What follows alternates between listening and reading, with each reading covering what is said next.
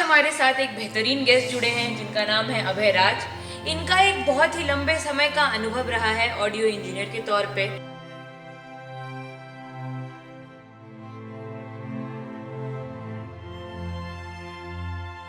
तो अभय, आप हमारे दर्शकों को बताएं कि आखिर ऑडियो इंजीनियरिंग होती क्या है और ऑडियो इंजीनियर का काम क्या होता है।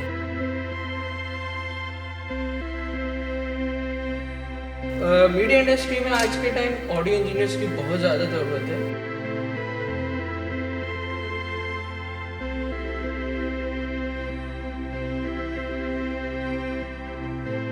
तो अब है कौन से ऐसे संस्थान हैं या कौन से ऐसे कोर्स हैं जिससे कि एक आम व्यक्ति ऑडियो इंजीनियर बन सकता है।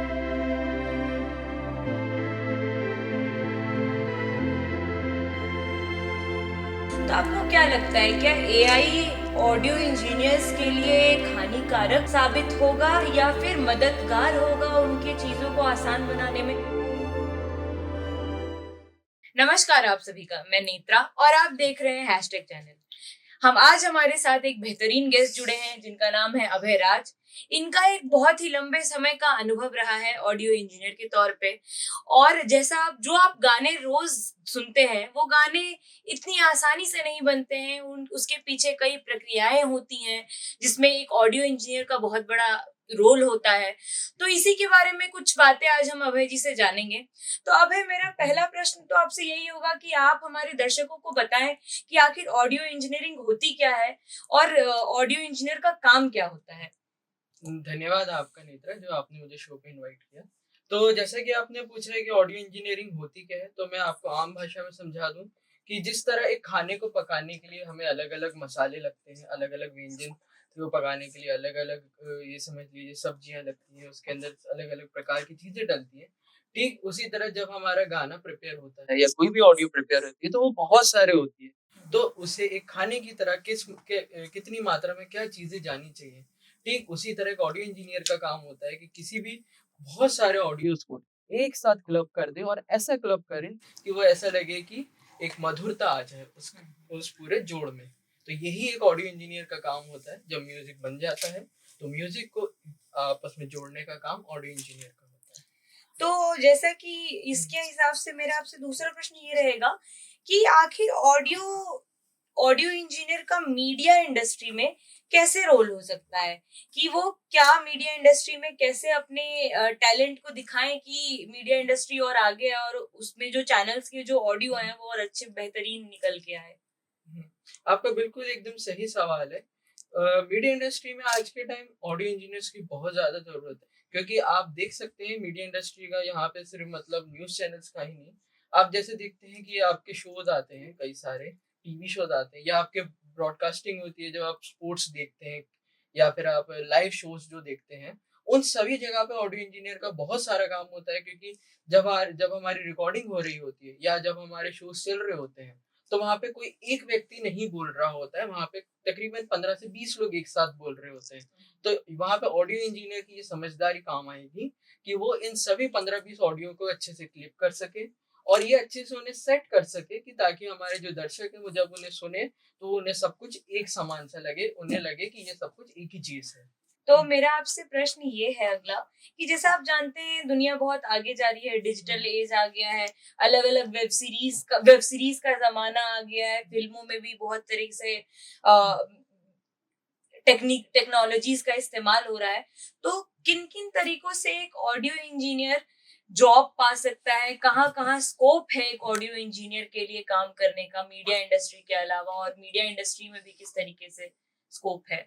हम्म, ये आपका एकदम सवाल एकदम सही है कि ऑडियो इंजीनियरिंग करके सबसे पहले तो ये मैं बता दूं कि ऑडियो इंजीनियरिंग करने के लिए आपको इंजीनियरिंग की पढ़ाई करने की कोई आवश्यकता नहीं है। ऑडियो इंजीनियरिंग को कोई भी आम व्यक्ति सीख सकता है, अगर उसके अंदर चाह हो तो।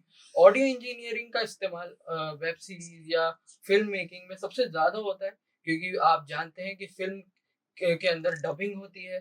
फिल्म के अंदर और भी कई सारे एलिमेंट्स होते हैं जिसमें ऑडियो का बहुत महत्वपूर्ण रोल होता है। गाने को फिट करना, डबिंग करना, रीडब्स करना। तो ऐसे करने से कई सारे हमारे जॉब फैक्टर्स खुल जाते हैं।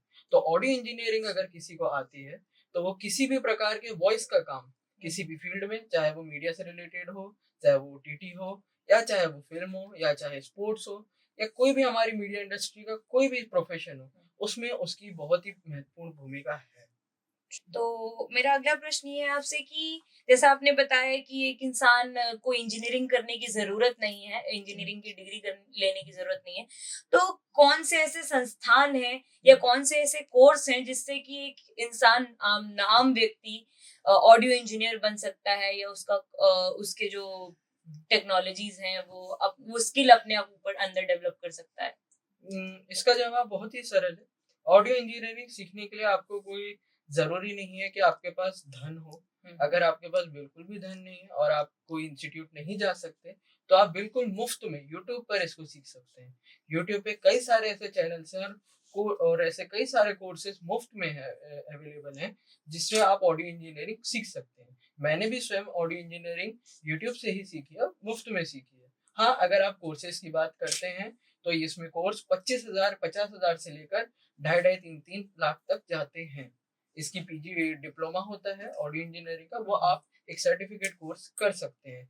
जैसे अगर मैं कॉलेजेस के नाम बताऊँ तो विस्लिंग वुड इंटरनेशनल या सत्यजीत रे फिल्म अकेडमी और एफटीआई में आप ये कर सकते हैं। और अगर आपके पास इतना बजट नहीं है, आपका बजट सिर्फ लाख 2 लाख रुपए तक का है, तो आप कुछ टेक्निकल इंस्टीट्यूट जैसे बॉम्बे म्यूजिकल अकेडमी या टैग म्यूजिक इंस्टीट्यूट में जाकर आप वहाँ पे ऑडियो इंजीनियरिंग और लाइव सेशन इंजीनियरिंग सीख सकते हैं।